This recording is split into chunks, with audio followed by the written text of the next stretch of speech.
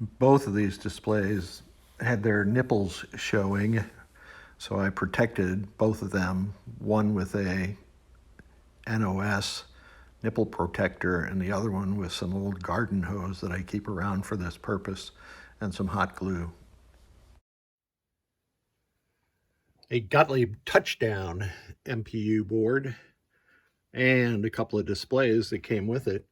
And on this board, it had been subjected to high voltage, display high voltage, which I don't see very often, but it did roast quite a bit of stuff on the MPU, not as much as I would have guessed. The 7448 was destroyed at Z19. The 7400 at Z16 was destroyed also. This one provides the H segment to the displays, which is the number 1. Here's where the H segment comes out of this connector at J2. It also destroyed Z or U5, a 6532, which handles the displays. I socketed all the 6532s I had to figure out which one was destroyed, even though I had both Ed's Quick Scan 80 and Marco's test ROM in a Pinatech daughter card. I socketed the 6502 because I was getting nowhere fast and I had to verify all these chips. Socketed the 5101 and I used a twin leaf socket there. This gives the client the opportunity to add NVRAM if he'd like. I replaced the super cap that he had because I wasn't sure it was good with one of mine, and I replaced the input filter cap. So I think that covers it. I have it in my Spider-Man, and here's one of the displays that came with it. The other one's in the game, and I'll show you that, but it blew up this 6118 on the display, and this one is responsible for the digit strobes.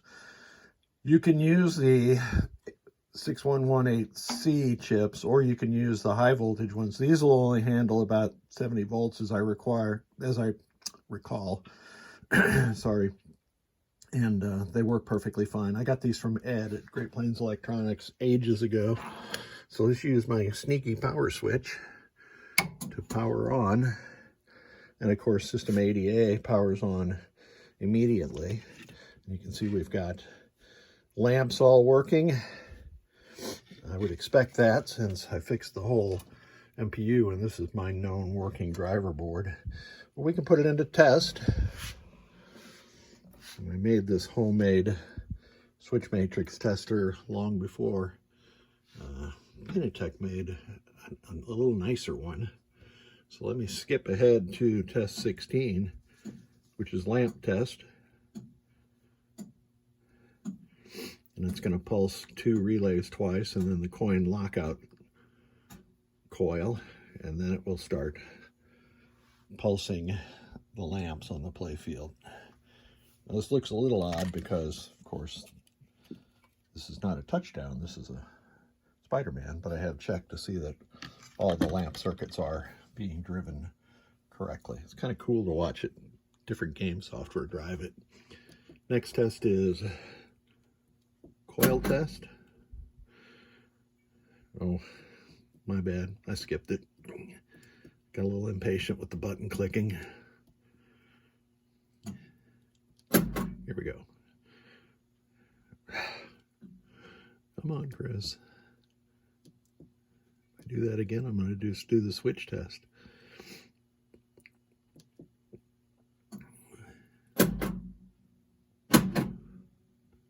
Now there's no coil, pulsed at 3 and 4 and 7, I believe. Yeah, because those are coin counter coils.